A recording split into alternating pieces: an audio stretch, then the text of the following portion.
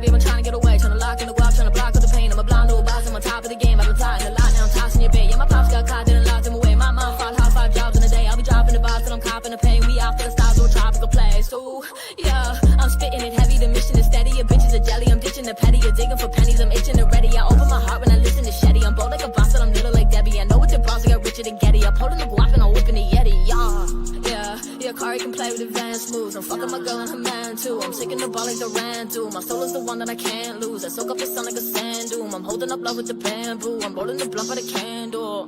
Taking the game, running it back without taking a drink. Yeah, I'm the one and I'm making a wave. Rolling the blunt and I'm blazing a J. I'm escaping the brain, go straight for the cake. I'ma take to the bank, not taking a break. I'm made for the race, I pray for the day. I wake with a bake in the greatest state.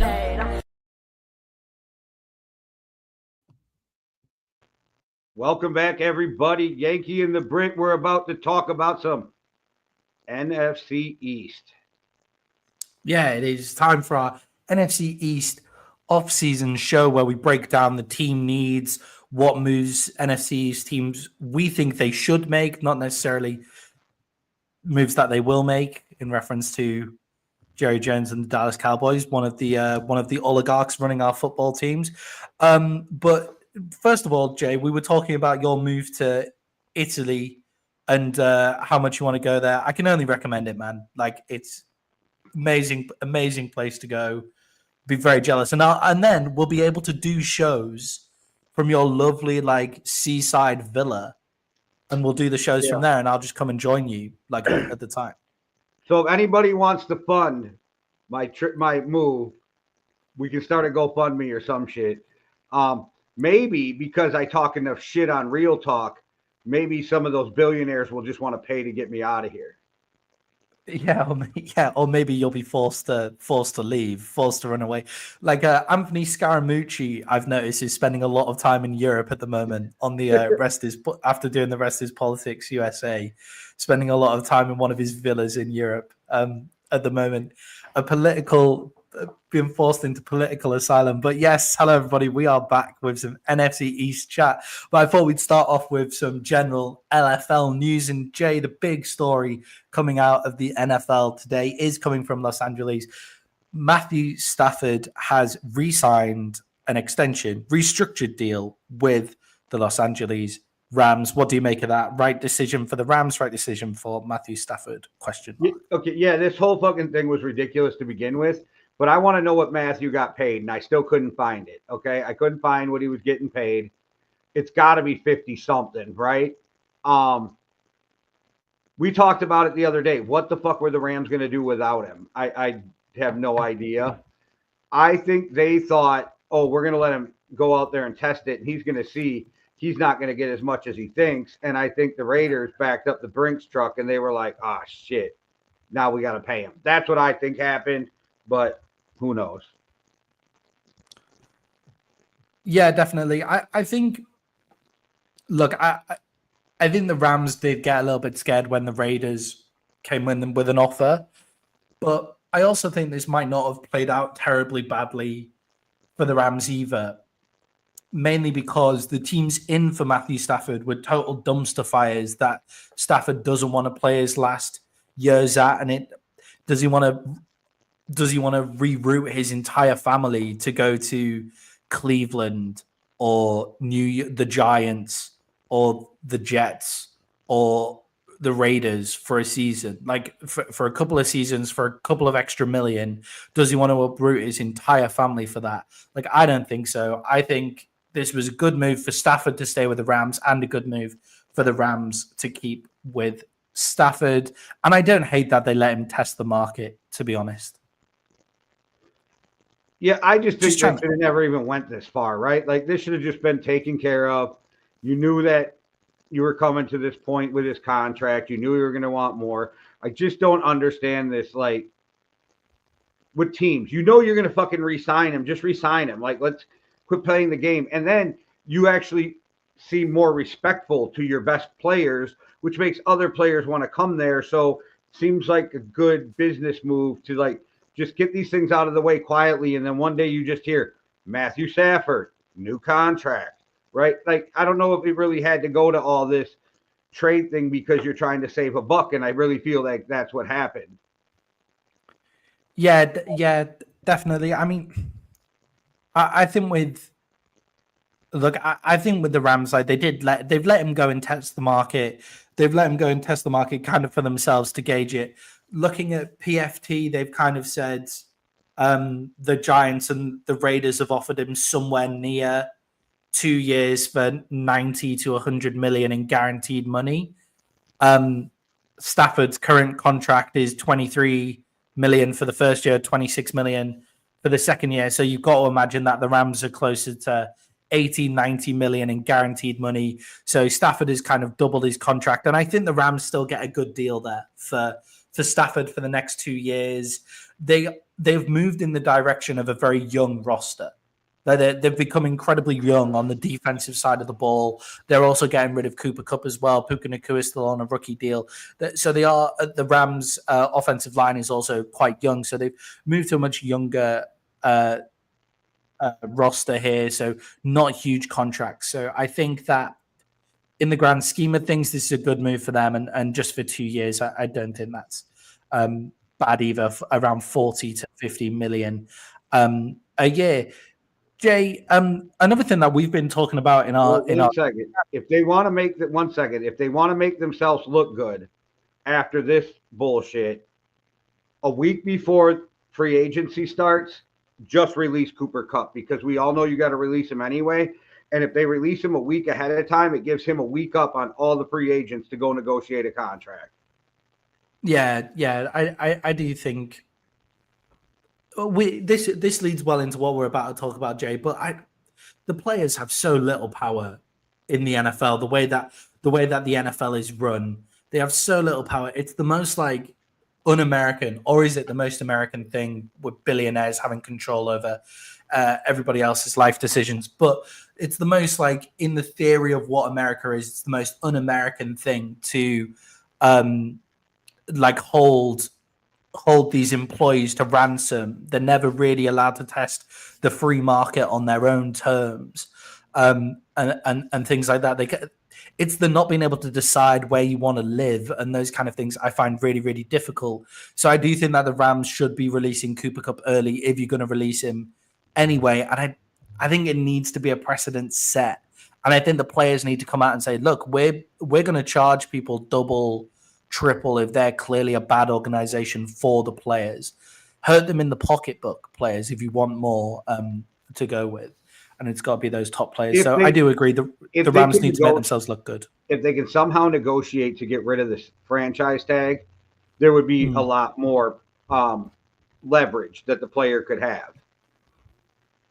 Yeah. So what we've been talking about in the group chat over the past couple of days is the players kind of, what is it? The NFLPA coming out and threatening to sue the Bengals and the Vikings if the Bengals, the Vikings file grievances to the Bengals, the Vikings, and the Chiefs if they tag and trade players. So looking at T. Higgins, Sam Darnold, and Trey Smith for franchise tagging and trading players. Jay, what are your thoughts on this? Do you think anything's going to change with that? No, because I think they tried to argue it wasn't in the spirit of the rule. But the rule literally says if I franchise tag him, you can sign him. You just have to give me 2 first-round draft picks. That's pretty much a buck-in, unless you do the exclusive, right? The non-negotiable. But, like, these guys, the 3 guys you just mentioned, are not going to get that high tag because it costs more, because nobody's going to give up 2 first-round picks for them.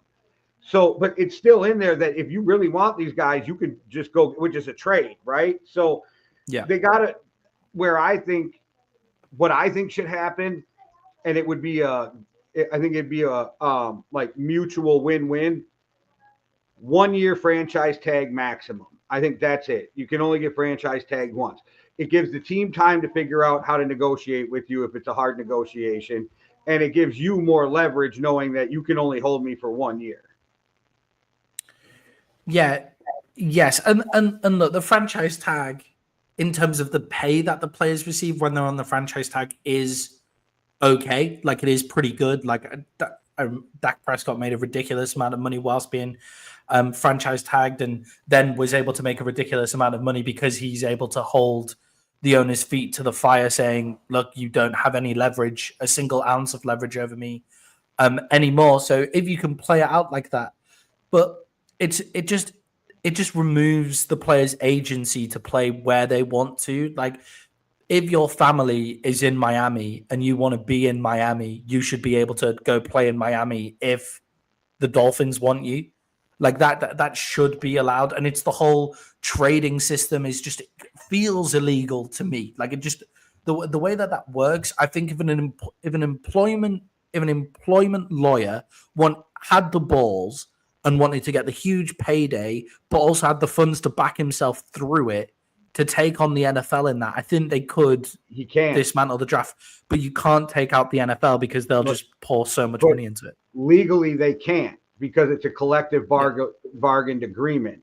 And so unless one of the two parties file suit, nobody can get involved in it, even the government, unless it's discrimination. And so they can't. Like, it's because it's under a CBA, it makes it legal. So what would happen is, if the players decided to sue, it would so fuck the NFL, because the NFL is living under this umbrella that they're one company, not 32.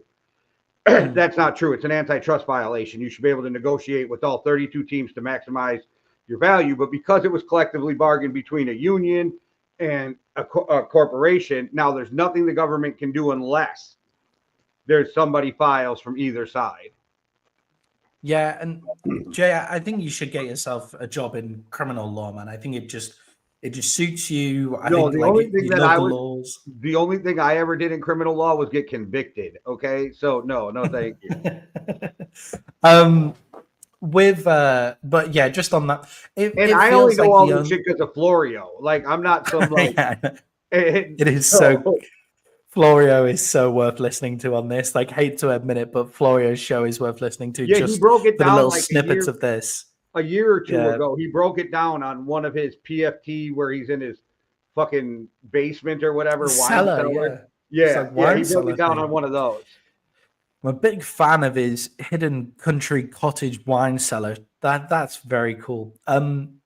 Yeah, it feels like the only bargaining chip that the players have is the 18th game, right? It's just adding another game. And look, if you're the NFLPA, you know that 18th game is coming anyway. May as well try and get something out of it. Try and remove an area of the franchise tag. Try and remove the franchise tag altogether. Like, see how far you can get, knowing that the 18th game is coming no matter what you do. I wonder how the players feel about the international games as well. Like, could they start? What happens if they break ranks and say, we're just not going to that international game? Like, we're striking. Like, all the Packers players decide to strike from them going to Dublin. Like, what happens there? You know, like, they hold out just for that international game. Because everybody on that team who's not a superstar will never play in the NFL again, because they will blackball the shit out of them. But I think what I originally heard was, and this was last year, that the NFLPA wants, when it comes to the fight for the 18th game, they want a second bye, and they want the NFL to agree to turn every field grass with it over 10 years. Yeah. So I get that. I feel like they're then fighting the wrong battle there, because I feel like the NFL would want to do that anyway, almost, to make sure the best players are on the field to play the games. I know they don't overly care. But I feel like the franchise tag is a better battle to fight there. Do they though? Because they keep saying it'll then the Super Bowl be on President's Day and you'll have the next day off, or President's Day weekend, and then you'll have Monday off because everybody gets one. But that doesn't include a bye in that. A bye. Yeah. And they don't want to start earlier because that's Labor Day and nobody's home. Yeah. Interesting. Yeah, maybe. You're right. It's weird. Scumbags, Jay, the lot of them. Well, this is what happens when you have oligarchs, but okay. Full of 32 oligarchs. 31. Jay, the other 31. Oh, sorry, the Packers. Yeah, the Packers. Jay, big news, draft news coming out as well. Abdul Carter's injury, obviously a worry for Carter, but he's been told not to have surgery. He's been told to go away. So any effect on his draft position for Abdul Carter. Probably not. But do you find it strange that they're like, oh shit, he's got this injury. It's probably going to need surgery. And then like 6 hours later, they're like, oh, it's not as bad as we thought. Yeah, I do. I would think that if he then wasn't working out at the pro day in Penn State, like he said he's coming out and working out at the pro day. So I feel like that's probably right. I wonder if it got leaked by a team a little lower in the draft to try and get him. That's what I wonder. It got leaked before the tests were done, and then they were able to do the actual tests. Oh, we think we're going in for a consultation to see if he needs surgery. Turned into Abdul Carter needs surgery, and as we know from the current world, a lie travels faster than the truth. And that's where we might be. And please tell me that in this news of the NFL before we hit the NFC East, that you have the Starbucks incident involved in that. No, but please do tell me about the Starbucks incident. You did not hear about this. No, I haven't seen it. So you know the combine's going on, and they're all in Indianapolis. And Jordan Schultz, the son of the CEO and founder of Starbucks, who is got daddy's money and kind of bought his way into being an insider, decided to walk up to Ian Rappaport. So mind you, one guy is 6'2" or 3, one guy is 5'5". Okay, let's remind everybody of that too.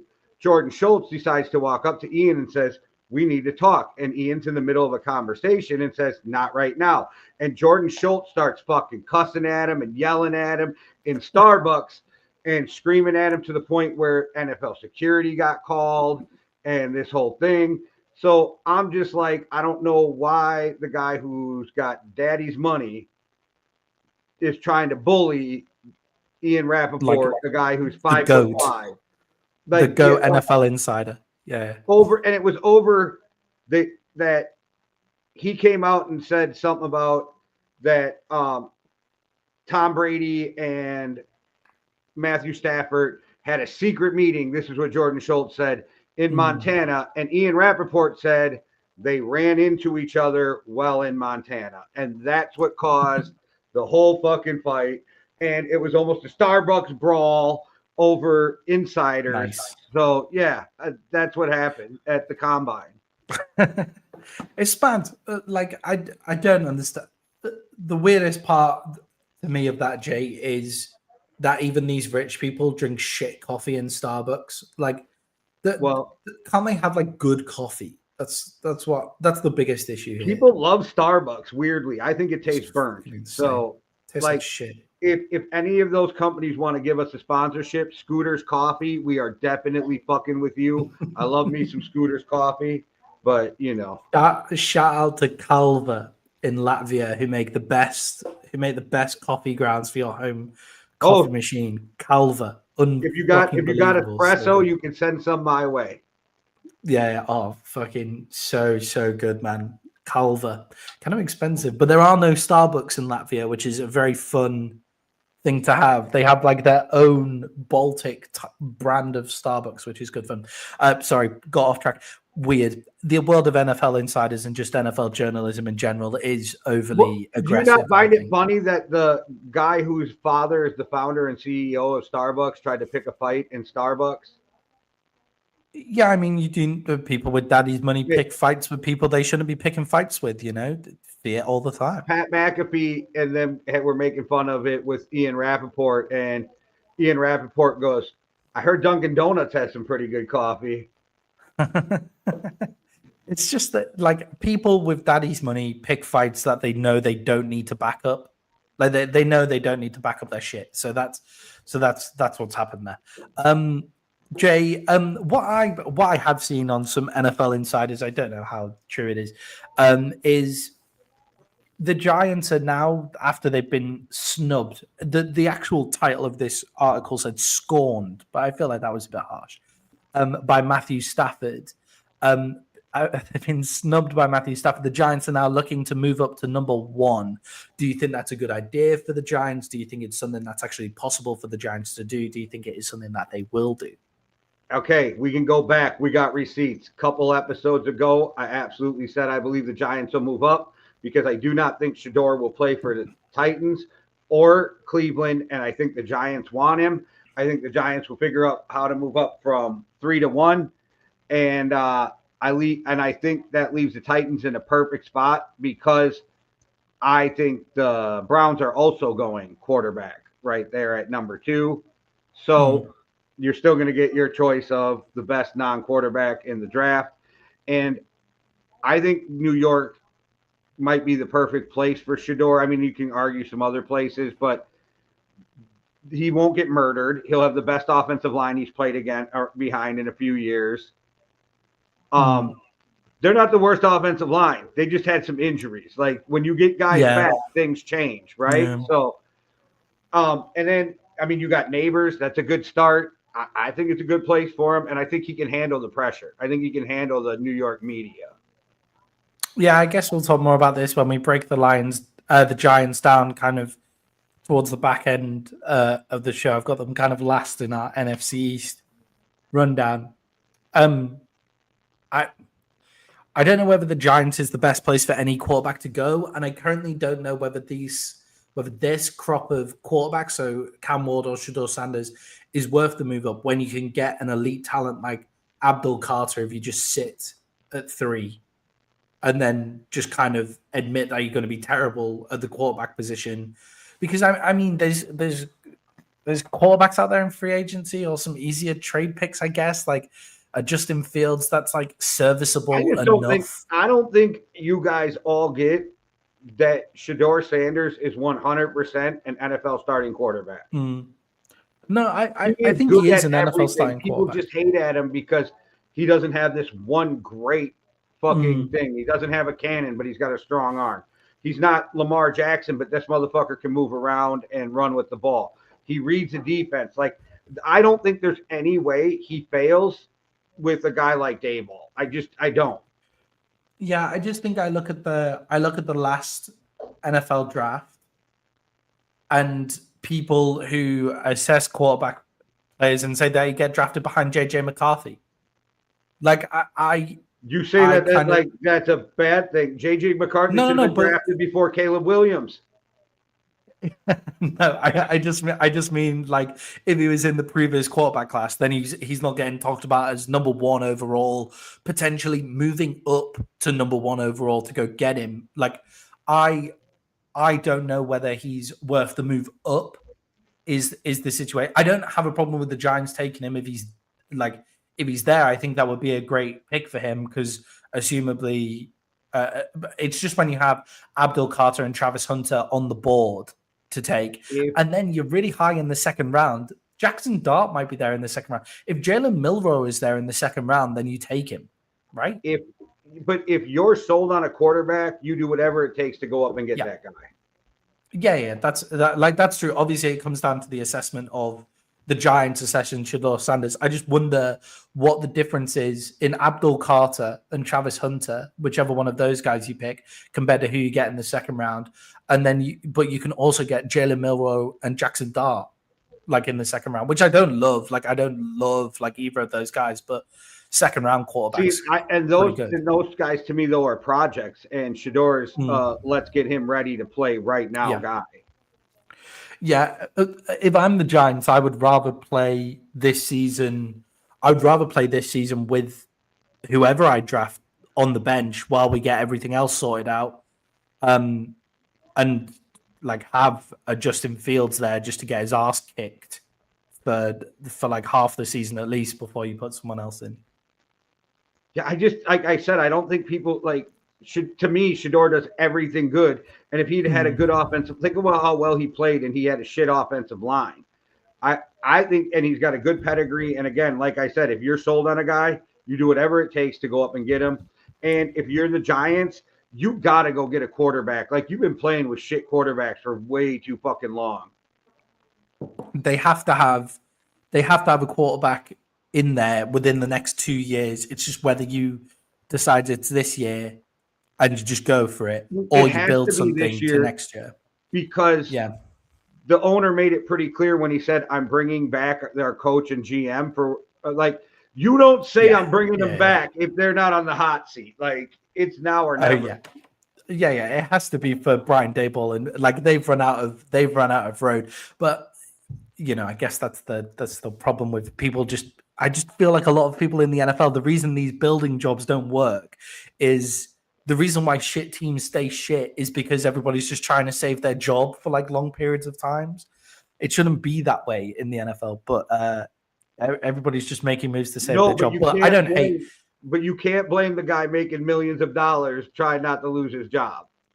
Oh yeah, 100%. I just it's just the system that's a weird system. I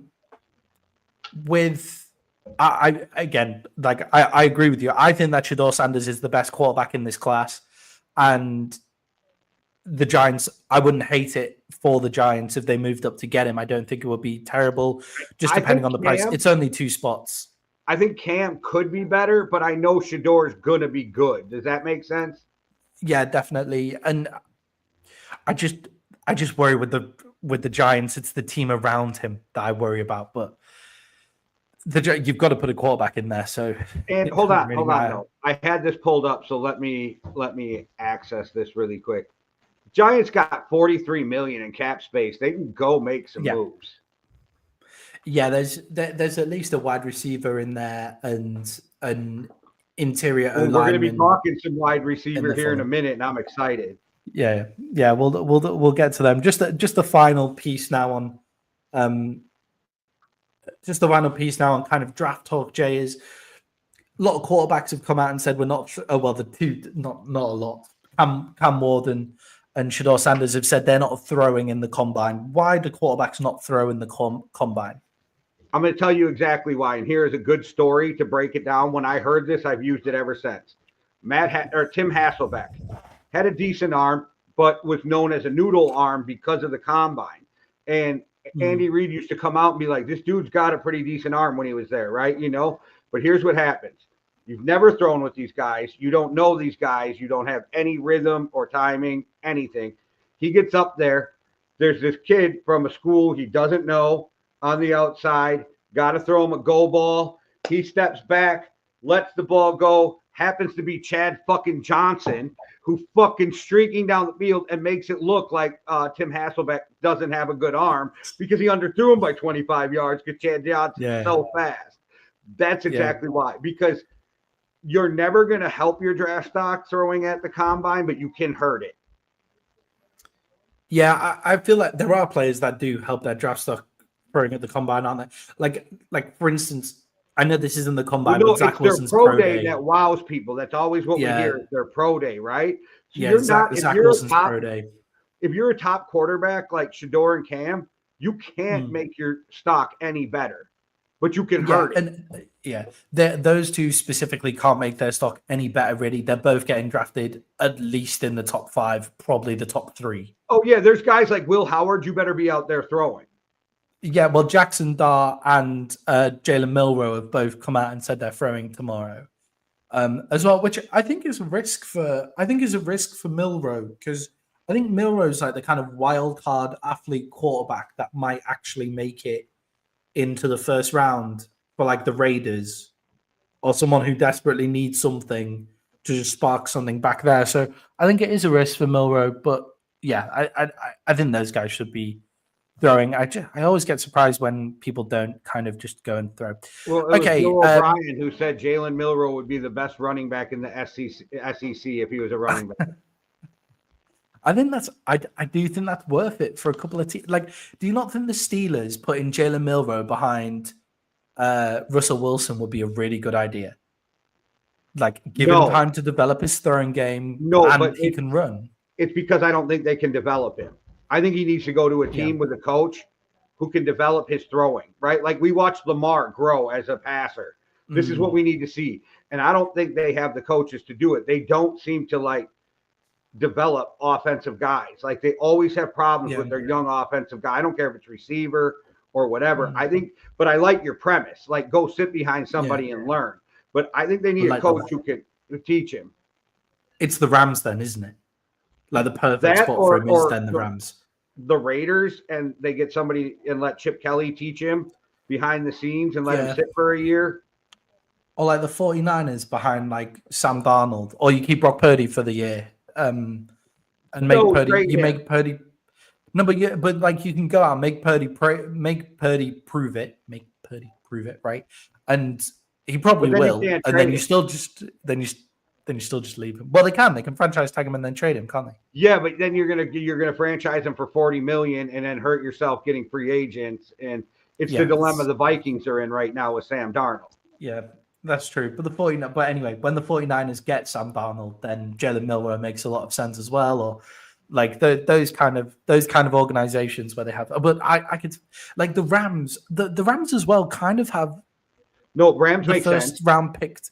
They have the first round pick to do it. Like they don't have anybody they don't have a desperate need that's highlighted the Rams. They're an amazing coach. I don't think he's going in the first round though. No, I don't think he's going in the first round either. I'm just trying to work out the guy who could maybe creep in. And if it was me, it would be Jalen Milroe because I think Jackson Dart is maybe a better all round quarterback than Jalen Milroe, but I think Jalen Milroe is that freak athlete. The ceiling is off the chain with Jalen Milroe. Okay, sorry, enough of draft talk, Jay. We'll go into the title of this podcast. We're only half an hour in. It's the NFC East, and we are now moving to the NFC East team needs, and we'll start with the NFC East champions, the NFC champions, and Super Bowl champions, Philadelphia Eagles. How'd that feel? Oh, I did dirty. I feel dirty. Like I feel like I need a shower immediately from what just happened. Jay, the first question that I've been asking in these team needs stuff is what was their weakness last season? Obviously, with the Eagles being the NFL champions, did they have any weaknesses last season that you were able to identify upon looking at?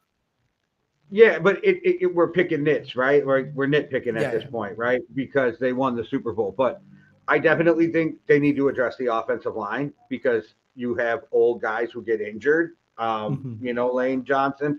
I think you need to, but I think where they really need to address it is I think their secondary is really good, but I think you need more young guys because you got guys aging out. And I think Slay is a free agent, if I'm not mistaken. I got it right here. I wrote that. Yeah. So I have Slay and Bradbury are both free agents. You have to worry about that secondary. So I think that is something because how good is their secondary when the few teams could pick up the block and stop 4? You know what I mean? They got picked apart sometimes. So the pass rush really helped the secondary. Yeah, and I think with Kenyon Mitchell and Cooper DeJean there, they have built for the future. Yes. Which is good. So they've built that outside, the secondary on the outside they've got for the future. Like they have those outside positions, which are arguably the most important in the secondary, right? It's now that spine of the secondary. So safety and like kind of dime and slot cornerbacks and those kind of guys. My weaknesses that I've picked out, Jay, is more weaknesses based on the fact that, as I was saying in our post Super Bowl podcast, they're now not building to win Super Bowl, to win a Super Bowl. They're building to win Super Bowls. There's no reason in the current NFL that the Philadelphia Eagles shouldn't be in the Super Bowl 3 years in a row. They don't reach any sort of cap problems for 3 years with their current team. Not a single player has to like fall off into the cap problems until you have to pay guys like Kenyon Mitchell, Cooper DeJean, Jordan Davis, Jalen Carter. Like those guys come up across this little bit now. And they don't hit any cap trouble for 3 years. So they should be here to win Super Bowls. And for me, I agree with you. It's the offensive line aging out that will stop them from getting there. I think you can address those safety and corner positions later on in the draft. If it was me, it's not just any offensive line players, it's their 2 tackles aging out, most importantly. So 2 tackles for me that they have to draft and develop. First of all, whoever just subscribed, we appreciate you. I can't check who it is till after we're off the show, but I really appreciate you subscribing. All right, so they have 8 draft picks or 7 draft picks, but they're all within the top 5 rounds. Like, so they got high draft picks, and I have this here somewhere. They have cap room. So the Eagles right now, without restructuring anybody, have 18 million, and they literally could get up to like 40 with restructures. So if they need to move some money to bring somebody in, they definitely can. What free agents is not going to want to go there? And if you're chasing a ring, you're going to take a haircut on the money. So they're in that good position. Howie's a fucking genius. They draft well. And I just remembered this. Louis Cine got a Super Bowl ring. Oh yeah. Did you guys trade Louis Cine to the Eagles? No, we cut him. They signed him, and he just played special teams for him, but got a Super Bowl ring. I like Louis Cine coming out. I think we both quite like Louis Cine coming out now. Yeah, he was a rocket. But from everything that came out is he can't learn a defense. Yeah, I wonder if he then fits into those safety positions though in Philly.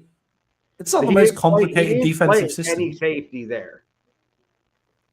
Yeah, definitely. But now they're aging out at safety. I wonder if he is some like I really liked him at safety, like coming out of the draft, and I just like can't learn the defense or can't learn Brian Flores' quite complex defense. Like, but he couldn't. The Eagles just rush for very little disguise. In his first year, it wasn't Flores though. Yeah, that's true. So yeah. And that was a cover 2. We got eaten up because that was a cover 2. And a cover 2 is you just have a little space to cover, and he still couldn't get on the field. Yeah. I always find it weird how like that players can't read. Players can't read. Can't learn defenses and stuff like that. Like, isn't that what you've been doing for a long time? But I suppose if you're in college, you never get told to do it. You're such a great athlete. They just throw you on the field and let you do your thing in high school and college. Yeah. And they did you a disservice by not teaching you how to play football. Yeah, definitely. So look, the Eagles don't have a lot to put in. The Eagles are more building towards multiple Super Bowls now. So it's about making sure that they're able to turn over that roster, making sure that they're able to keep bringing in the young players into the position a year or two before you age out of the position to give those players the time to develop, just like they did with Landon Dickinson as well. Did Cam Jurgens, did they draft him immediately and play him? Was this Cam Jurgens' rookie season, or did he have a year behind Kelsey? I can't remember. But they seem to do it. They seem to do it quite well, like very regularly. They did it with. They've done it a lot. Jay, top free agency targets for you. Top draft targets for the Philadelphia Eagles. So, I don't know, but I don't know who they'll go after in free agency. Like, I could see them maybe trading for Myles Garrett. That would be some wild shit the Eagles might do. But in the draft, I think Jack Sawyer drops to them, edge rusher, Ohio State, and they just get better on the line. It's a really good. We've been saying it a lot. It's not blue chip players here, which isn't what the Eagles need. It's like good depth. So Calvin Banks Jr. from Texas. If he drops to them, some of these guys are going to turn into superstars. Yeah, exactly. Like and obviously if you're behind Lane Johnson, if you're behind the other tackle, ex-rugby player, what's his name? Can't remember. But yeah, there's plenty of players. There's Ahmad Mebu as well that they can kind of go after, or if they want to strengthen up safety. Malaki Starks keeps with their drafting of Georgia alumni as well. We all know that they love a Georgia alum to fall to them there. So plenty of draft people for them to go to. And Jay, I do think they might go in free agency and go for Myles Garrett. I think that would be a great move for them. Well, that's a trade. Sorry, to trade for him and go get him as a trade. I do think that would be. I think that would be a great move for them, because then that just defensive line just becomes even more impossible to stop. Only player in NFL history to have 4 straight 14-sack seasons. So yeah, and like put him in Philly, where there's pressure coming off that line everywhere. It's 20. Like he'll go another 4 seasons just getting 20, 10 of which are just people running into him because they're running away from Jalen Carter. Yep. like and a guy like Myles Garrett gives those assists to everybody else as well. Jay, moving on to my team now that are in a much worse position than the Philadelphia Eagles. Didn't finish too far behind in the end, considering all the injuries. Go on. So the Cowboys right now are $2.8 million over the cap, and because of draft picks, they're actually $7 million over the cap right now. So just to get their draft picks in, they got to shave $7 million off of their cap. Yeah, it's going to be a difficult. We're going to have to draft this one out, I think. I think this is going to have to be one of those ones that we draft our way out of it. Well, must say, you got a fuckload of free agents too. Yep. Yeah. We're not in a good. We're in a really, really bad spot, and it's the top heaviness of the roster.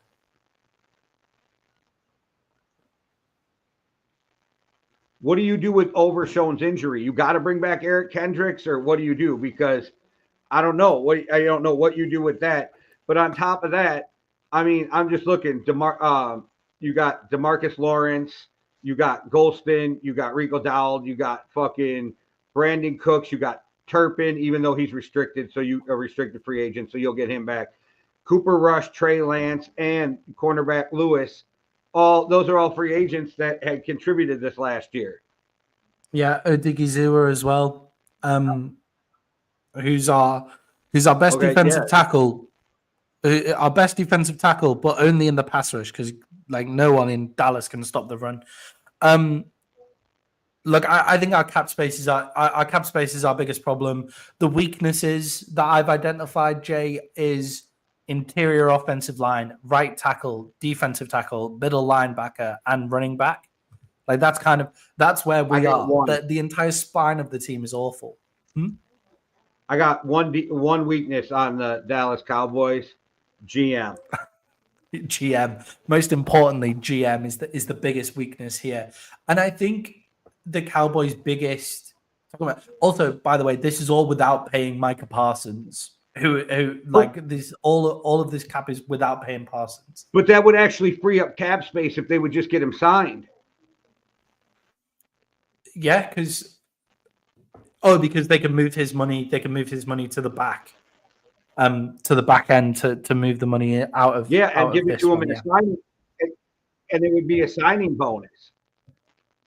Yeah, definitely with Micah, and I think there is some restructuring that can be done, right? Like there's restructuring of things like Dak's deal, Trayvon Diggs' deal could do with some restructuring as well to free up cap space. But I just wonder if this is the year, just another year, just to eat shit, really, as the Dallas Cowboys. And I know in the NFL, there's such a thing of like, if you don't win the Super Bowl, did you have a good season?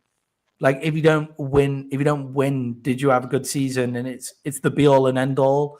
But for me, it's about building up to this. Like the Eagles have built up to where they're at. They've created this super roster, building up to where they're at. With the problem is you have an excellent GM doing that and things like that as well. So I'm almost tempted to eat the cap, to be honest, and just know that we're not going to be great this year again, and just free up money for later years of the cap. But I know you have to free up some cap money now.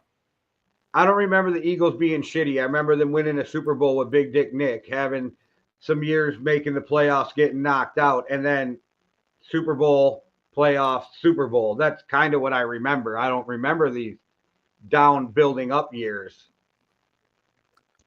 Well, I mean, they did build up to that first Super Bowl. They had lots. Okay, of but now we're years going back to like terrible. 2015 because they won it in 17.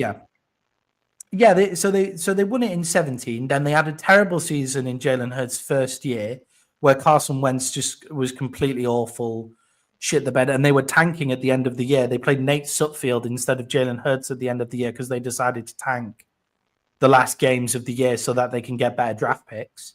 Right, but that's and then one they build year. up from there. Yeah, that's all I'm saying. You already had your 1 year. No, there were so many injuries in this year. Oh so many injuries in this year, and you're one game, but so many injuries this year. Two games below 500. There should 3 games out of the playoffs. There should not be this many whataboutisms from somebody as liberal as you. I'm just saying. Yeah, that's fair. I mean, franchise quarterback gets injured is a fair reason to be like is a fair reason to be terrible. But it happens quite frequently there. Oh, yeah, yes, 100%. Michael Parsons gets injured as well. As you say, Overshown, the only bright spark on the defense at the start of the season, gets injured too. And Trayvon Diggs gets injured. Deron Bland's out for most of the year. We look much better when Bland is back in. So I don't think the Cowboys are as bad talent-wise as everybody seems to be saying they are. I don't think it's a talent problem. I think it's a general roster build problem, inability to kind of like cover those spots when people are injured. And it's because they're so top heavy in the cap. My question to you is, Jay, when do you say no to like a top player? Because I feel like what's happening here is very similar to what's happening in other places in the world where negotiations are going on. Where is it a negotiation where 3 months out, a player says how much money they want, and then you said, okay, we're going to go in and negotiate, and then 3 months later, you come out with exactly what the player wanted. Like, when is it a good time to say no? So with Mike Parsons' contract coming up, it's an important question. I think we're going to see it more and more with quarterbacks. I think that's where we're going to see it, is where they're like, yeah, you're good, but you're not 50 million good. So, but I think we'll see there. You do see it with wide receivers sometimes. We're seeing it with T. Higgins, right? So you do see it. You just don't usually see it with the top blue chip players because they're pretty much like Micah Parsons is worth it. If the Cowboys were going to do it, Dak was the guy you should have done it with. And you should have done it 3 or 4 years ago when that whole thing went from franchise tag to like huge money if you were going to do it. But again, that just falls on Jerry for not paying Dak after his 3rd year where he could have got him for cheaper. And then they're never in this whole ongoing. And then Dak probably never has it in his mind that he can get every dollar because Jerry's been taking care of him early.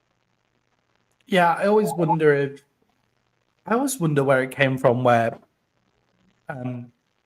Jerry decided that Dak might not be the guy because for me, at that point, the reason why the Chiefs will never be in cap hell is because Patrick Mahomes has signed this like ridiculous like $500 million contract over the space of 10 years, which means that they can just move everything around, like really mess around with it and stuff like that. And he's the guy. And I can see a lot more teams going down that model if you got like Jaden Daniels, the Commanders could be tempted to just do that. Like as long as he stays injury free, like that's the way to do it, in my opinion. Where you're going to keep these best players. Yeah. Back in the day, that's how they used to do it. Favre, 10-year contract. All these guys back then, it was 10-year contracts. But I will say the reason why you never hear Patrick Mahomes complain is because the Chiefs make sure that he's not the biggest cap hit, but he's always the number 1 quarterback in cash flow.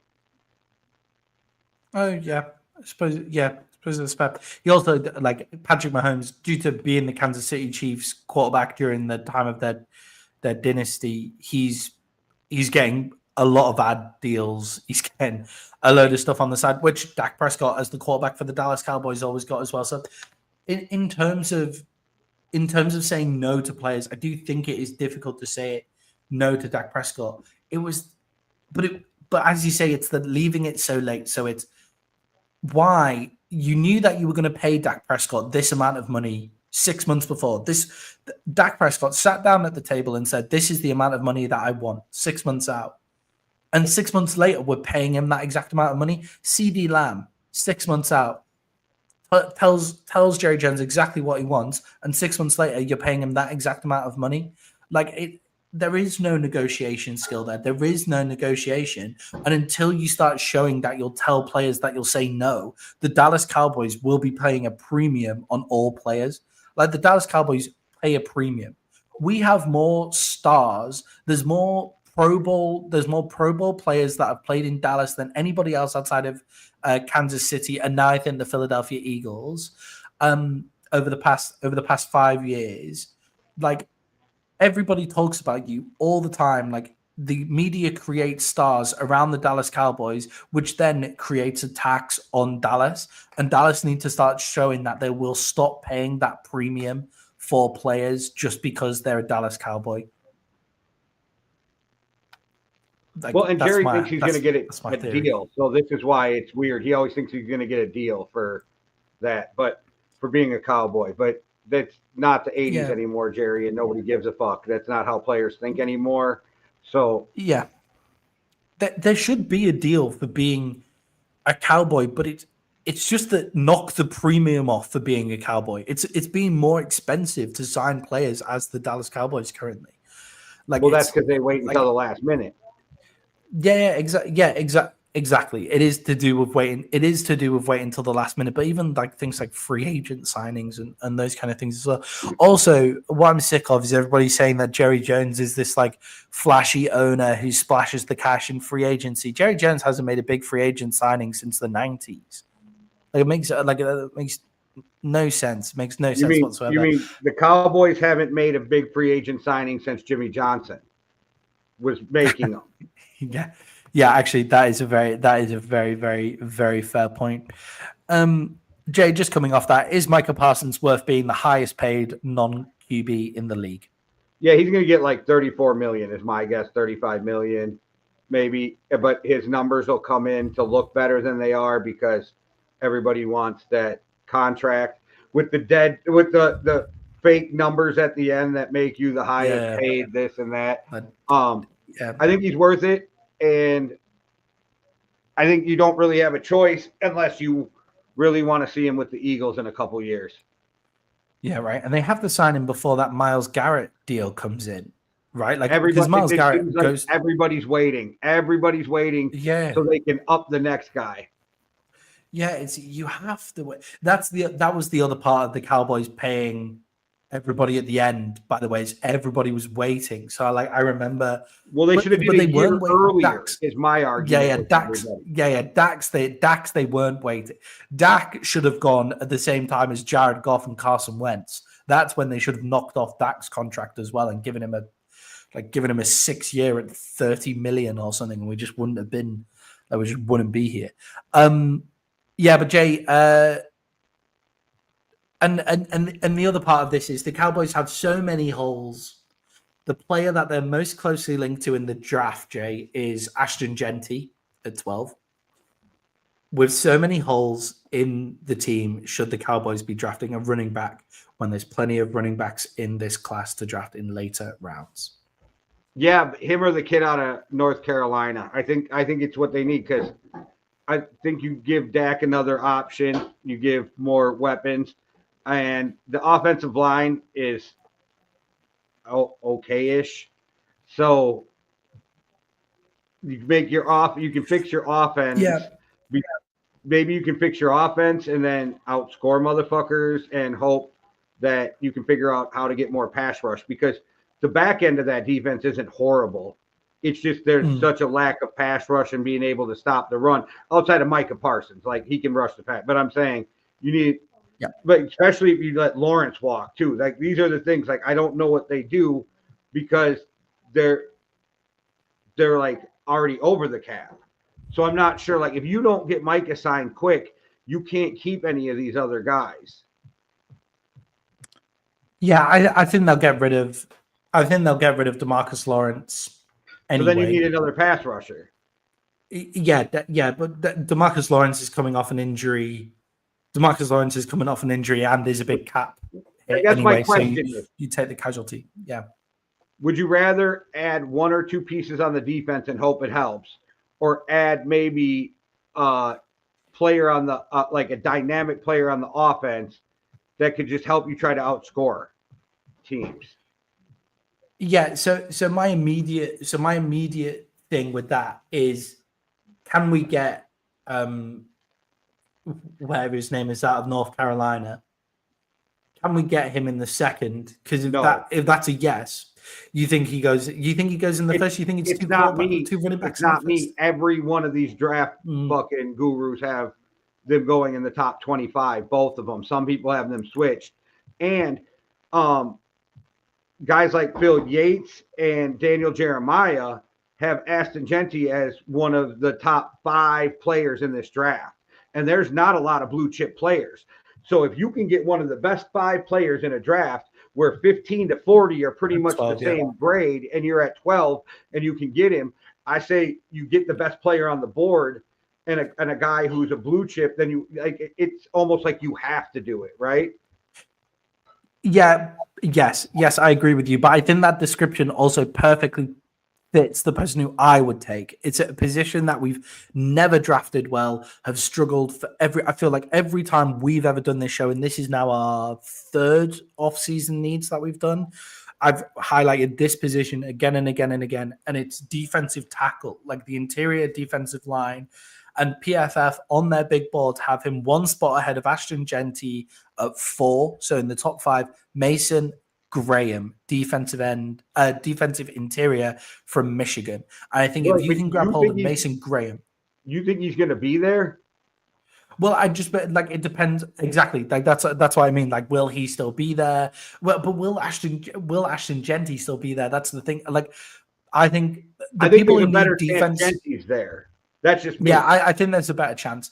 I do think there's a better chance that Genty's there. I would also take the other Michigan interior defensive lineman. But if you can get a blue chip defensive guy, go for it. But I feel like Genty's going to be the last like top fucking 5 player that keeps falling, because of the position. Yeah, I don't know the position, because you're in a position now where, like, according to Daniel Jeremiah and all of them, like 12, 15 through 40, like the grades are about the same. Yeah, I do think that. I think it would be stupid for teams not to take Mason Graham. I think I look at the Jags as the team that might take him.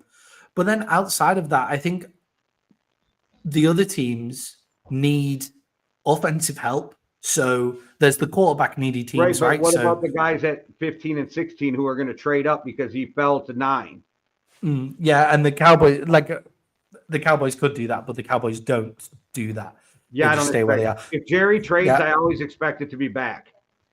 Yeah, and also Jerry, I think wants Ashton Genty as well. That's the other part of that. Like, Jerry wants Ashton Genty. Hey, it's going back to a lot of running in this league. That's not the worst idea either. Like, yeah. So I've seen one side of the ball. Just do that.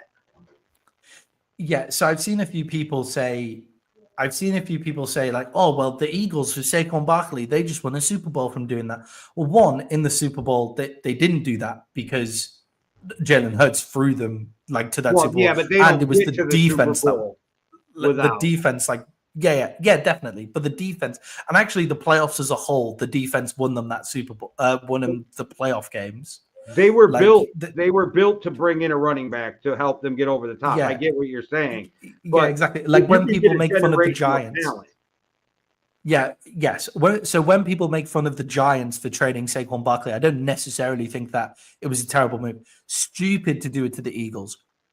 To not sign Saquon Barkley, not trade him. Sorry, not sign Saquon Barkley. Stupid if you knew that he was going to go to the Eagles anyway. But they're not built. A running back for them makes a difference of one game, maybe. So one game for the Giants is nothing. It makes a difference in how much you sell those ticket prices for. Yes, that is true. But just run it as a football team, I guess. So I don't necessarily hate that, but the Cowboys aren't built to do that yet. However, if Ashton Genty's there and they don't have, and the other blue chip defensive player that I would take, the only one that I would take over Ashton Genty is Graham, or maybe I'd take Kenneth Grant as well, the other Michigan defensive interior as well. Kenneth Grant, I'd take him too, just it's a position that we've not been able to draft and we can't stop the run. Then I would take Genty and I'd be excited about it because I think it's like I think he's exciting. He's an exciting player to have. Will look good on the star and the helmet. Jay, any other free agency? Probably not, but draft targets that you think the Dallas Cowboys should be going after? But we covered it. You got to fix the defensive line. You got to figure out how to stop the run. You got to get some sort of running game. So we talked about that. You're going to need to add a receiver. You're going to need to add, like guys, but we're talking depth at that point. So you got to fix the defensive line. If you can maybe help the offensive line, great. And then a playmaker. And I think that's where Ashton Genty comes in as the playmaker. Yeah, I think they have to come out of this draft with a center or a guard, depending on who's there, because you can move Cooper B to either of the other. A right tackle, because Steele is terrible, but I'm okay with maybe leaving the right tackle. But they have to come away with a middle linebacker as well. But a lot of that is positions that you can cover later on. Jay, moving on to the New York Giants here. The New York Giants have holes pretty much everywhere, but what would you say is their biggest weaknesses from last season?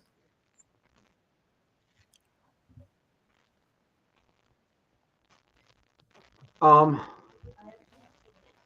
mean, their biggest weakness is quarterback. That's like obvious. And then they're weak at corner. And they need a quarterback. I would say those are the two things I think they need to figure out. And that's if they can keep Sexy Dexy happy, right? Like, so you got to be able to keep Sexy Dexy happy. But you keep him happy and then get some corner help. And then you're going to have to work on the offensive line. But like I said, I don't think it's as bad as people think. I think they had some injury issues and they had guys playing through injury. And it doesn't help when you got really shitty quarterbacks who hold the ball way too fucking long. And you had pretty much a non-existent running game because you let Saquon Barkley go. But, other than that. They've got loads of stuff there for them.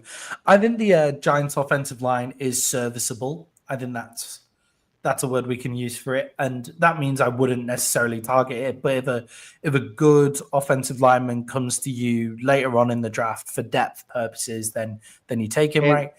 But it is deep at guard, so super deep at guard, also super deep at wide receiver, and I think they definitely need more wide receiver weapons. If they're going to take a quarterback, they need more wide receiver weapons because Malik Neighbors is unbelievable and also very quarterback friendly and also just very offense friendly because he runs that deep route so well and makes circus catches that just are incredible that if you're a little bit off with the ball, it's kind of like Russell Wilson's throwing to George Pickens early on in the season where it's just like Russell Wilson just heaves it up there and George Pickens seems to come down with it. Like Malik Neighbors is that kind of guy as well, very, very quarterback friendly as well. But apart from that, on the offensive side, the ball, like they can improve absolutely everywhere, but any gaping holes, I don't think so. I agree with you. If I'm them, I'm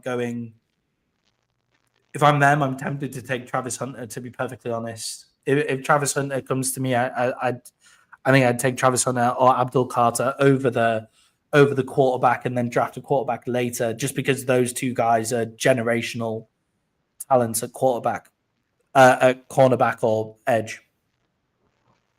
I'm taking Shador. I'm trading up. I'm securing my quarterback position with a guy who is going to be at worst a super solid quarterback for 10 years.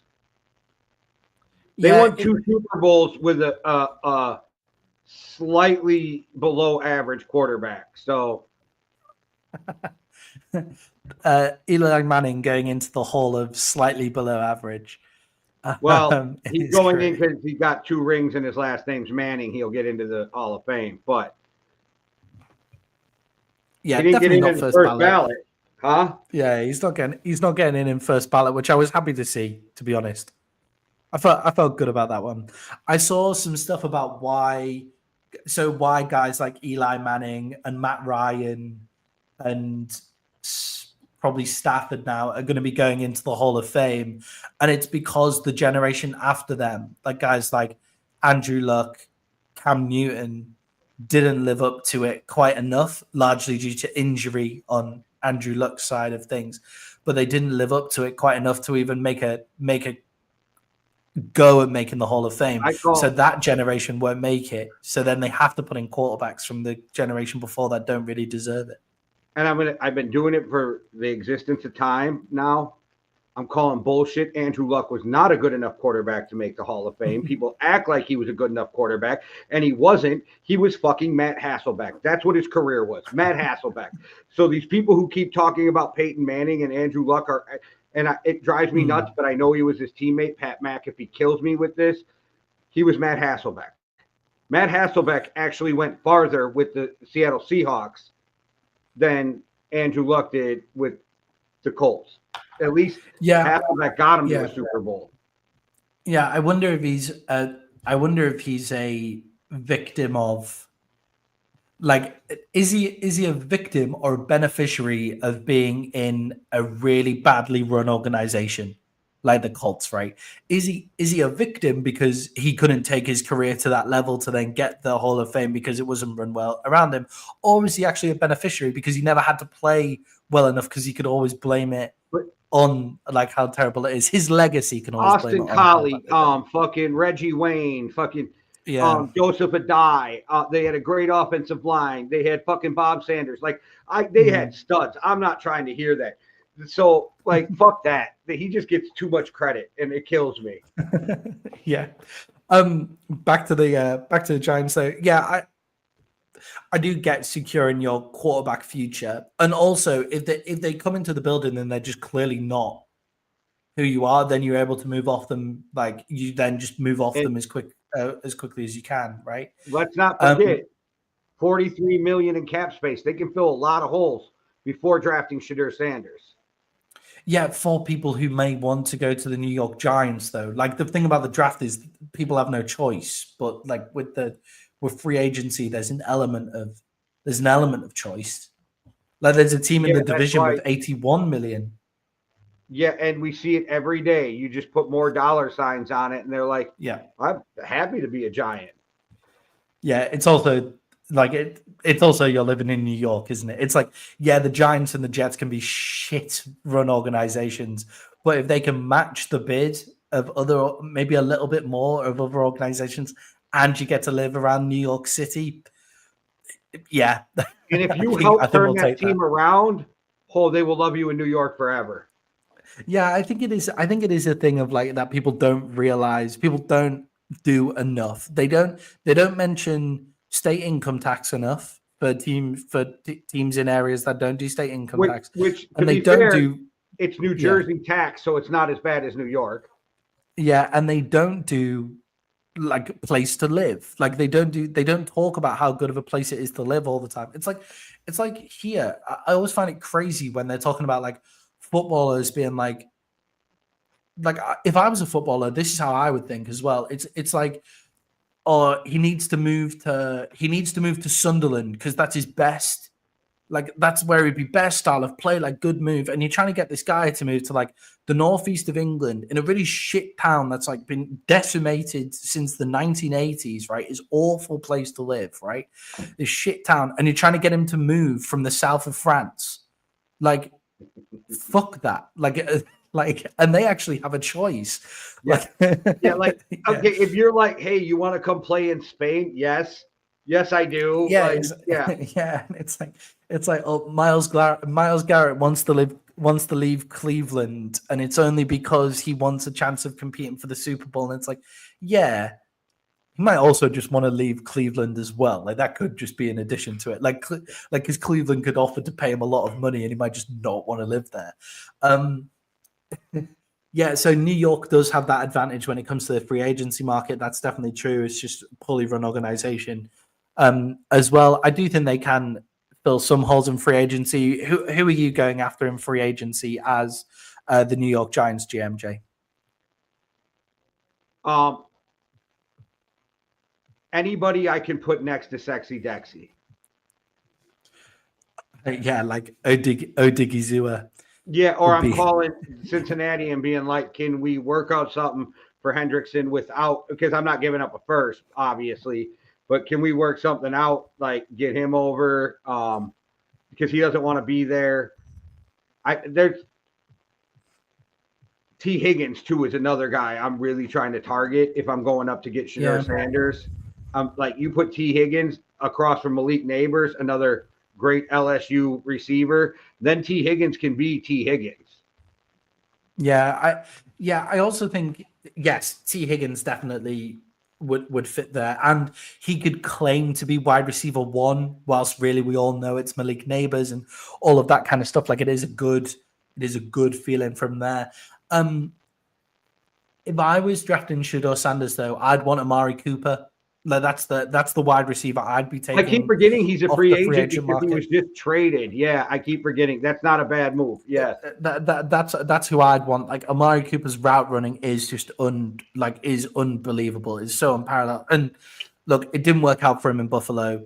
It didn't work out, but like that's just not his offense. He's coming off an injury and didn't have time to like really learn the offense either. Like Amari Cooper's route running is unbelievable. I'd also be tempted in taking like Odigizua. I think would be good for the New York Giants because Sexy Dexy blocks the run, whilst Odigizua can just go after the quarterback. I also think a guy like a Khalil Mack from the Chargers, who's free agent as well. They don't really need the edge help, but Khalil Mack is such a run stuffing edge. I think that I get what you're saying, but Harbaugh was just on Pat McAfee. And he was talking like Khalil's not going nowhere. I'd be surprised if Khalil left the Chargers. I think he would need a big bag to leave the Chargers that he's possibly not worth anymore. But then if you look at the cornerbacks in this free agent market, it's pretty great. Like DJ Reed is available, just has to move across New York. Who else have I got on here? Well, what's his name from the Lions? Clayton or Davis? Clayton Davis, Tre'Davious Ward, Russell Douglas from the Buffalo Bills. There's some great players. Obviously Byron Murphy. I don't think he's going anywhere, but yes, that'd be one too. I think he Byron loves being in Minnesota. Plus, I think they're willing to pay him. Yeah, Byron Murphy's not going anywhere. It's also I saw like Sam Bynum there as well from the Vikings. I'm like, there's no way that Bynum's going anywhere. They're going to sign Bynum. I would be more shocked. I mean, if I've seen one of them walking, it would be Murphy before Bynum because Bynum's going to cost a whole lot less than Murphy. Yeah, I think it's yes. If you're letting your safeties walk, then you either have a crazy amount of cap. That means you can hold on to the cornerback, or you're in like real cap problems and you're just trying to like shave the little bits off the top. Minnesota's defense is built on playing 3 or 4 safeties at a time. Yeah, there's also Javon Holland out there for the Miami Dolphins. Do you know what I thought the Giants did a really great job in the free agency. Do you know what? I think the Giants have done a really great job in building the roster outside of quarterback. The more we've spoke about this, Jay, the more I'm like, yeah, just go pick the quarterback. And they just need to throw as many chips at quarterback as they can because they've actually done a really good job everywhere else. My argument is, so if your guy is Cam Ward, I'm not mad at you. But I have no problem with Shedeur because, like I said, I am convinced Shedeur at worst is a really solid quarterback for 10 years. Yeah. It will be tempting to take Travis Hunter or Abdul Carter, I must say. Like, it must be tempting because they're generational. And I wouldn't say Shedeur is generational quarterback, but he's going to be a good more important position. Exactly. And they can't get Sam Darnold off they're probably the one team. No, the Jets. Sorry, the Jets can't really get Sam Darnold. Does he ever want to see New York again, Sam Darnold? I don't think so. And I free think agency. I think he's looking more for like McVay, Shanahan. Not that he's going to go there. Yeah. Type coach. Like I think he wants like maybe if somebody signs Bobby Slowick to be a quarterback coach, maybe he goes with him somewhere. But like I think Sam's really going to pay attention for his next job on who's coaching him. Yeah, someone in the KOC remit. He's experienced bad teams, and then he was on the 49ers, and then he succeeded with the Vikings. So. Yeah, I think he's going to be very cautious on who he signs with. Yeah, he knows the difference on being the only decent player in a bad team compared to being in a good team and not having to be the star every time. As much as I like Tua, if you can trade him and sign Sam Darnold, I think that's an upgrade in Miami. I was thinking about that last night. Yeah, I think in terms of just with the concussion stuff with Tua, right? And then the contract, Sam Darnold, space that you get. Sam Darnold's so accurate and can read a defense, and I had to really change my view because how bad I crushed Sam Darnold. I really had to change my view, and I like Tua, but I think Sam's a really good quarterback. And if we didn't have JJ, I would have been pay this motherfucker for the next 10 years. What would be a real stick it to the Giants is if they sign Sam Darnold and he's terrible. JJ decides he needs another year. JJ decides he needs another year to recover from his injury, or just fucking half a season to keep recovering from his injury, get used to the NFL, whatever. And Danny Dimes comes in and absolutely lights it up in KOC's system. I think that would just be hilarious. And then the Giants have to sign back Danny Dimes at a crazy trade fee or something. I would enjoy that. I would really, really enjoy that. KOC, the quarterback fixer. A team that definitely don't need a quarterback, Jay. The final team in the NFC East obviously went worst to nearly first last year. The Washington Commanders. Jay, Washington Commanders had a great season for where they're at, but they do have a lot of holes. What do you think their weaknesses are from last season going into this season? Well, I know what they're trying to fix right now, according to the media today. They're trying to trade for Deebo Samuels. Them and the Texans right now are both trying to trade for Deebo Samuels.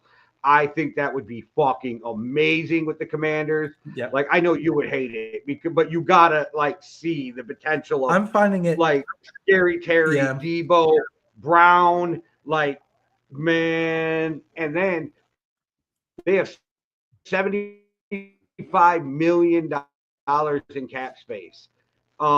They do have some free agents. You're going to want to keep Zach Ertz. If you could keep Bobby Wagner at a good price because he's a good vet to have in there, good. I know people are Dante Fowler, but I'm I didn't see enough where I'm going to pay him the type of money he's going to want. And then you might want to keep KJ Osborne just if you can keep him as a fourth wide receiver because that's great. But they need a receivers. We talked about that a ton during the season. Brown came on, but you put Deebo on there, it's different. They need to shore up that offensive line. But they got money and draft picks. And then they need a young tight end, but I wouldn't put tight end as a super need. And then you definitely need corners, but you did start to address that last year with the trade for Lattimore. So I think that they're in a good spot. And with all that money, I'm they can fix a lot of what's going on with that with free agency, and then go into the draft and fix the rest of it. But if you can get Deebo in a trade, and then I'm guessing you only have to give up a second or a third. I don't think anybody's giving up a first for Deebo at this point. I don't know. I think you give him to fucking Jaden Daniels, and deep running back draft. I think they need to bring another guy in at running back, but you could do that in the late rounds, get a third guy in there. I don't know. I like where the Commanders are going. Yeah. And I think in free agency, Quinn will identify guys who aren't second wave guys to come in on that defense to fill those spots to make them a lot better. Yeah, I think Look, as much as I hate that they're in our division, but I actually can't dislike the Commanders at this moment in time. Like the way that they play football, I really enjoy. I I was on the train of like, should we be getting rid of Mike McCarthy instead of getting rid of Dan Quinn? At the Dallas Cowboys and making Dan Quinn a head coach because he was the difference maker in Dallas. So there are a few players that they've got from Dallas that I think were cast off that didn't necessarily need to happen. Like I really do like the Washington Commanders, and I really like Jaden Daniels and the way he plays football. And I think it's a fun story for a fan base that have been so mistreated for years. One of the great teams, like the NFC East, has great teams, like the most historic team, some of the most historic teams, probably outside of the NFC North, right? Probably the most historic teams in the NFL. And they have a fan base that's been so mistreated, and I'm really glad that they're getting a good team. And hopefully we'll have some good rivalry over the year if the Cowboys can kind of catch up.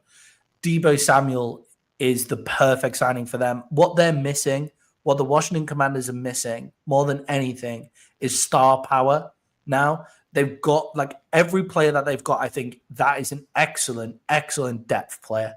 Like all the way through their roster. If you look at it, it's like the Texans. Do you remember when the Texans first brought in whoever their GM is now from New England? Nick Serio. Wait, yeah. Yeah.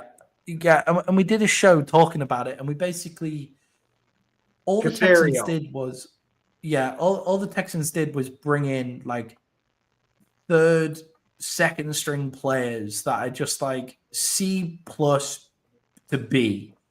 They just went C plus to B, and they just created this team, and you were like, where is this going? Like, what's the plan? And me and you came on and we just said, they're building. This is building. This is what building looks like. You just pick off those players, get your C plus to B players. And then they just all of a sudden just added star power in the draft. Like they found their quarterback, and then they added Stephon Diggs. They got Collins playing. Tank Dell was great for them. Hunter. They added star power, Daniil Hunter, like Derek Stingley. They just picked like blue chip players in the draft and attacked it at free agency and immediately became one of the best teams in the AFC. This is where the Commanders are now. They've got all that cap space. That's 75 million. It's 75 million. It's actually 81 million, but in true cap because of draft picks and stuff like that, it comes down to 75. So it comes down to 75. They have just this ability to just go absolutely crazy and just take blue chip like the whole way through because they have the depth there. So the Commanders need those star players. And I think if they come away with Deebo Samuels in a trade, like they could come away with Deebo Samuels in a trade. They could almost come away with T. Higgins if they really wanted to as well, but that's a lot of money to commit to the wide receiver position. But if you think Scary Terry, Deebo Samuel, and T. Higgins immediately becomes the best trio in the NFL. Yeah, I don't even think they need to because they got Brown and he came on. Yeah, exactly. Brown as a third wide receiver is unbelievable as well.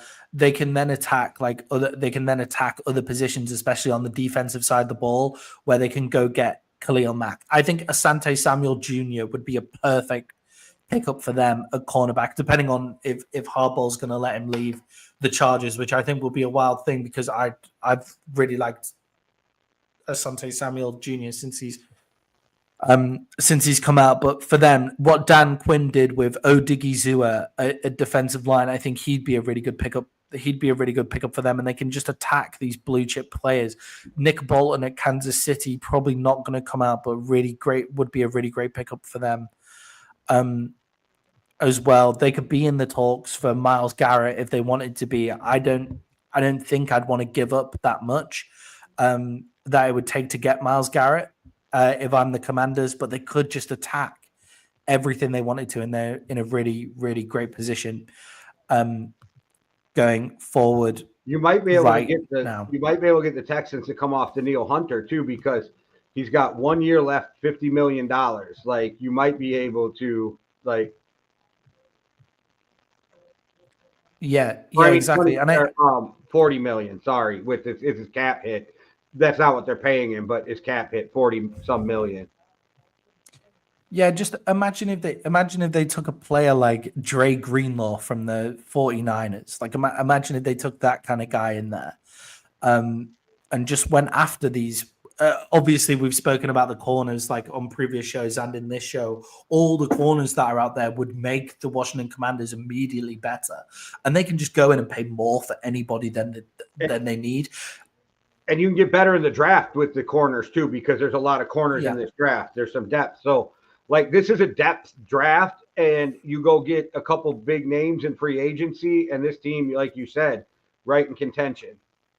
Yeah, now the one place where they do need to build some depth and actually would be better to get some starters in terms of like an actual whole is the defensive line. When Sam Cosmi went down, they were the offensive lines, both lines, both trenches. They need to get better, but just a little better. Like star edge rushers is a key for them, but offensive line. Sorry, once Sam Cosmi went down, they looked a lot worse on the offensive line. So bringing in some offensive linemen is kind of a must for them. They could probably attack running back as well with Brian Robinson's good, not great, but has a lot of injuries. Austin Eckler again. It's deep draft. You just bring in a third guy late in the draft. Yeah, exactly.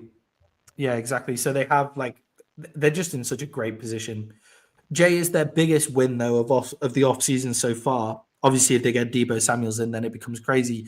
But the reason why that would be so great is because they managed to keep Cliff Kingsbury in the offseason as well. Do you think that's one of their biggest wins, keeping Kingsbury and just keeping that that whole staff together? Yeah, because it just makes Jaden Daniels understands the system more. You can put more on his plate. You can expand the system. They're going to, you know what I mean? They're like Cliff Kingsbury did not put his whole system on this kid in his first year. That's not how it works, you know? So we're going to see new wrinkles next year, different plays. And I don't know. I think it's perfect. Continuity is really big in the NFL for success. And you don't always see it because, again, that's the fear of hiring a defensive head coach. But I'm sitting in the reverse right now, and I'm like, it can go both ways because the Vikings have a great head coach, but they have a great defensive coordinator that I'm really afraid at some point is going to become a head coach again. Yeah, the issue, the good thing for you, but the issue for Brian Flores and head coaching jobs is the lawsuit with the NFL and all of that kind of stuff. So you might have got the perfect guy.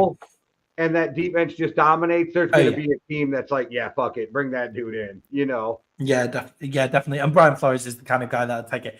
I do think Cliff Kingsbury, like the way he talks about it, didn't really put himself out there that much in terms of like wanting a different role. Like, I think the reason that Bobby Slowick got sacked is because Bobby Slowick wants to be the head coach of the Houston Texans.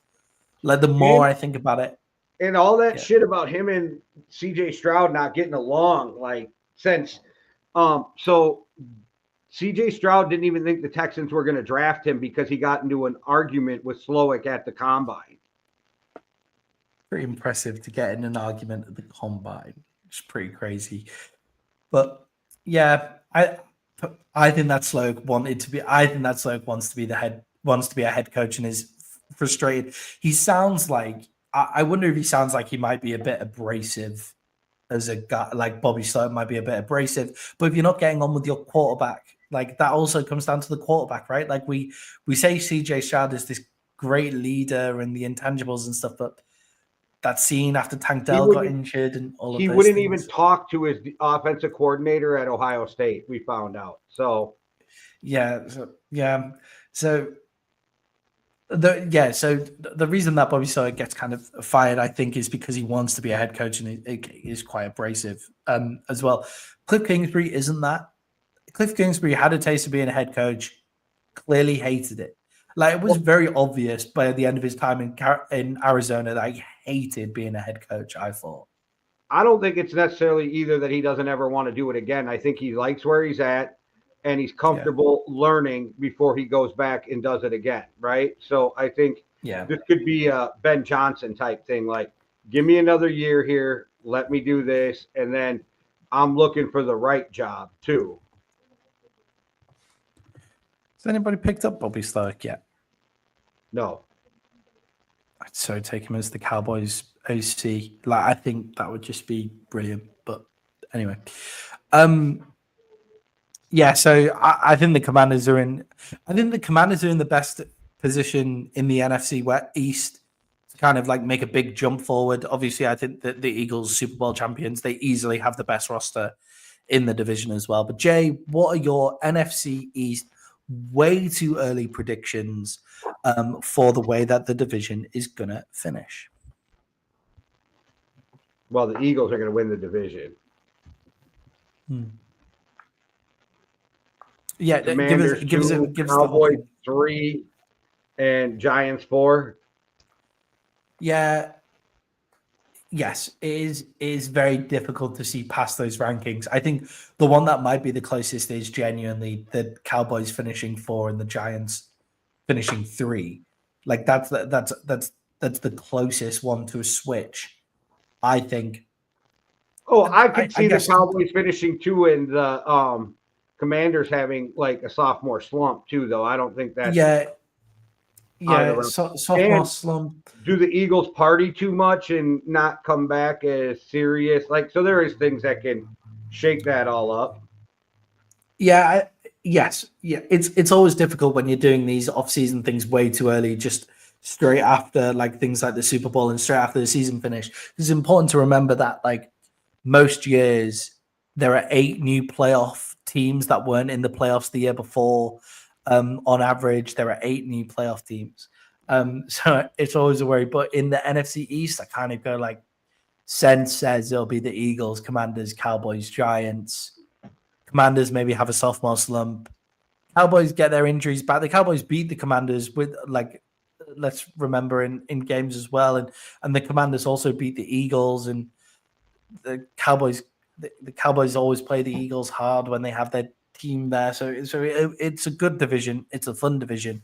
And obviously with quarterback trends recently, the second picked quarterback in the NFL draft has had the 2 best seasons we've ever seen from NFL rookie quarterbacks before. So CJ Stroud, Jayden Daniels, will that be who the Giants quarterback is, whether it's Cam Ward or Shedeur Sanders? We shall see. Guys, leave your predictions for the NFC East in the comments. It's always good to see your comments, and always make sure to subscribe along with a comment as well. If you leave predictions in any of the comments, for our previous video, we will read them out in the next video and give people your predictions as well. And we often kind of spend some time debating predictions too. Make sure to like and subscribe, and come see us for our next episode, where we will be covering the NFC South. Yeah, let's say the NFC South. Sounds good. Jay, send us out like you always do. Maddie said it. Hit that like and subscribe. One world, one love. Deuces. Cheerio.